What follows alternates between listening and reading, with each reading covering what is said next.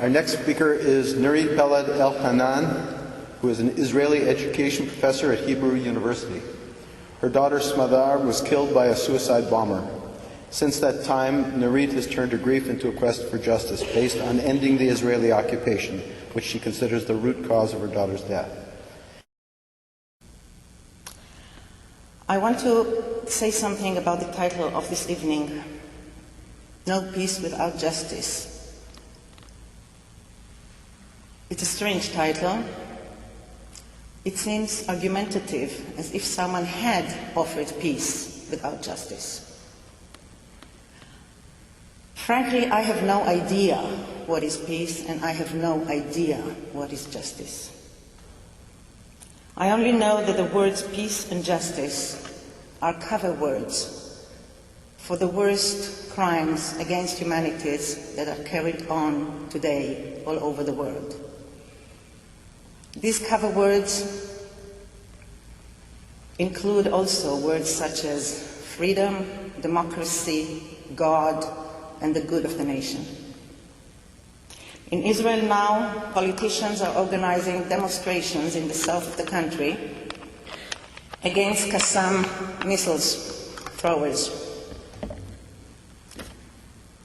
The incited people ask for justice in order to live in peace. This form of justice is this extermination of the Palestinians in Gaza. They convinced the people in Sderot that the only way for them to live in peace is to have other people and their children massacred. And these children, our children, make us, or at least make me, want to redefine the camps, redefine the word we. I think there's no other word in the world which is so ideologically charged like the word we. I was forced by death to ask myself this question when death put me in the camp of the victims of the occupation. But even before that, I never wanted to be in the camp of the executioners. And that means that in my camp, there are many more people with kafiyah than with a kippah on their head. When Ehud Olmert, today our Prime Minister, came to pay condolences as the mayor of Jerusalem, I refused to see him or shake his hand. A reporter asked me, how come you receive condolences from the other side? And I told her very spontaneously, I don't. I refused to shake his hand, because for me this man was the other side, not my Palestinian friends.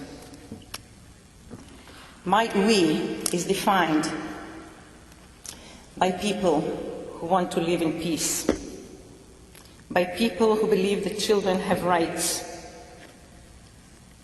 and are not to be used as chips in the blood market of politicians. My we includes mothers whose motherhood has not been perverted, and that means mothers who do not send their children to kill other children, and mothers who do not feel consoled by the death of other mothers' children. And that means that it does not include Jewish mothers who live in the occupied territories. One of the projects of the forum, the Families Forum, is a project called Hello Peace, where you can dial a free number from either side and speak to people on the other side, Palestinians and Israelis. In the first 3 months of this project, there had been 800,000 minutes of talk. If our politicians, who set such a high price on every word they utter, but set no price at all on bullets, had spent half of it in talk, our children would have been alive today. Unfortunately, dialogue is a very strange praxis to the world today. Mind infection is much more common. Our children are mind infected. This is the only term that can explain how nice Jewish children, or nice American children, or nice British children become monsters once they are in uniform.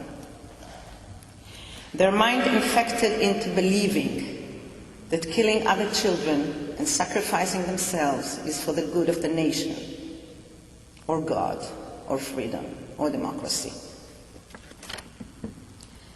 Israeli children learn that the population is divided into Jews and non-Jews. It doesn't matter who these non-Jews really are.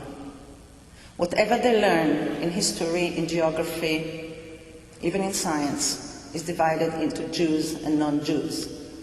Jewish agriculture versus non-Jewish agriculture. Jewish electricity versus non-Jewish electricity. Jewish water versus non-Jewish water.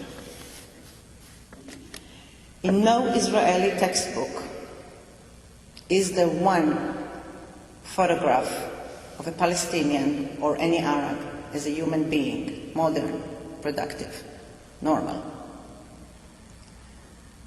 The only representation of these people, who are neighbors actually, is either by a racist caricature of the typical Arab from 1001 Nights with pointed shoes, keffiyeh, and a camel, and a moustache, of course, or photographs of empty places where they tell you this is where the Palestinian problem matured and festered. Israeli textbook call a whole nation a problem to be solved. And this is almost no more than 60 years after the Jews were called a problem to be solved. No map in any Israeli school book shows the international law borders of the country. The international laws are taught to be inapplicable in our reality because we act according to divine laws. The children of Israel learn about the greater land of Israel and not about the state of Israel. The state of Israel is represented as an accident of a forced ceasefire and therefore as temporary. The Palestinian areas are incorporated into the state, but whenever there is a report about population, education, employment, etc., the legend of the map says about these areas an area without data, which means without people. When you have a map of Jerusalem, institutions, government, administration, religious sites, you never see any Muslim institution or religious site. This is part of the education that mind infects our children into believing that people who live 100 meters from them are not human beings, and that exterminating them is actually doing good for the nation, good for the Jews. All the massacres that are mentioned in textbooks, and there are few, are rhetorically built in a way that in the end you know it was good for the nation. Mind infection and mental maps are very hard to erase. Racism is very easy to plant and very hard to uproot. Our children live immersed in a racist discourse which has no equal in what is called the enlightened world today. Not only towards the Arabs.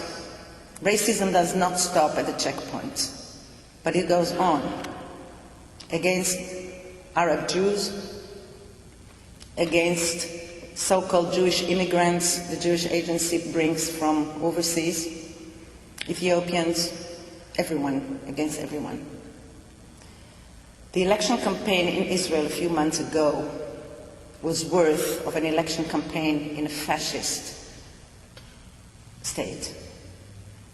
Our children who reside under the earth remind us that we have not done enough to eradicate racism. We have not done enough against mind infection. We've actually betrayed them because we promised them a better world and a good life. The only way for me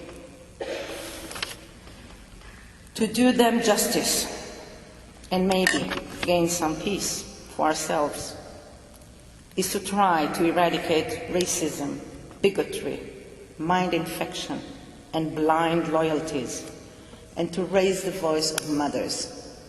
The voice of mothers is the most oppressed, suffocated voice in the history of man. In all our histories and mythologies, always, in a moment of crisis, there's a mother who defied the authorities, who deceived the king, the husband, or the father in order to save the children. That's why in the Jewish Talmud they say that mothers are prophets. And the explanation is that they always knew what's best for their children, and they did whatever they could to achieve that. And I think this kind of motherhood is today dead or perverted to the point that mothers actually send their children to become soldiers of so-called leaders who have nothing but interest and profit for themselves in their mind, and serve them, as I said, as chips in the blood market. The only way we can help our children is to refuse them to cooperate with this, to refuse them even by forsaking our relationships with them. Many mothers come to me and say, but my son is going to hate me if I don't let him go to the army. And I said, let him hate you for a year or 2 or 5 or 10. My own son, my both sons, my eldest sons, served in the army when the tragedy happened and they lost their sister. My eldest son, who was in an elite unit, which was his heart desire and his aspiration, to the point that nobody could say anything, not even my father, who served in the army for 40 years and then dedicated himself to peace. My father was the first one to meet our chairman Arafat in Tunis with the help of his Palestinian friend Issam Satawi, who was murdered for this friendship later on. Before he died, he implored my son Elik not to enlist and to go to the university instead. He told him that an army of peace needs educated officers. He didn't live to see the rest of it. And I told my son there, you have to lie to your grandfather because he's going to die. And we want him to die in peace. Nevertheless, he enlisted. And then he realized the futility. And not only the futility, but he realized, and he keeps saying that now and all the time when he speaks for the new movement, Combatants for Peace, he realized that indirectly he was the cause for his sister's death. His brother was just 1 month in the army, and he believed that by being a good soldier he's going to save the whole world. Now there's a very perverted law in Israel, which is famous for perverted laws, that in bereaved families, the parents have to sign for the children an agreement that they allow them to become fighting soldiers. And that means that they confront you with your children in such times. I refused to sign, and he was very depressed. And as we are the family that we are, I got a telephone call from the Chief of Staff. I was in London at the time, and he called me to London, and he said, "Lady, your little games cost us money. We invested in this boy." I told him his little games cost me much more. And then, in order to revenge or to get back at me, they transferred him from the elite unit where he was to a garage. There he met people he would never have met anywhere else. What is called in Israel the second Israel. Today, when he speaks, and he does all over Europe, about refusing, because he became refusnik after that, he says that my mother taught me to refuse by refusing me. And my days in the garage not only saved my life, but saved my human image. So our duty as mothers, I believe, is really to fight that, to stand in the way of our children and refuse them to cooperate with the forces of evil, namely with the democratic powers of what is called the enlightened world today. I don't know if here you have conscientious objection to going and kill Afghan children, but I know that people go from here to Afghanistan to do the job. But many people are very afraid of the very idea of refusal. So the point is, refusal to what? If we say we refuse evil wherever it is, then this is a good piece of education.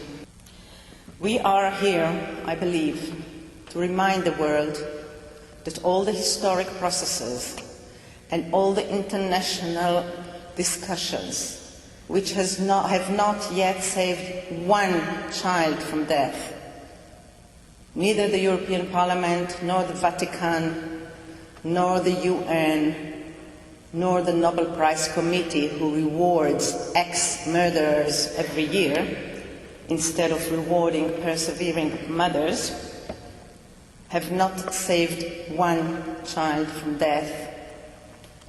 And we are here to remind the world that all these big people and big discussions and big money and big words are finally reduced to the small body of the little girl in her new uniform and her new school bag, lying in the dust in Gaza, her little body pierced with as many bullets as protocol allows. And we are to remind the world of the question asked by the Russian poet Anna who also lost her child to a ruthless regime. Why does this streak of blood rip the petal of your cheek?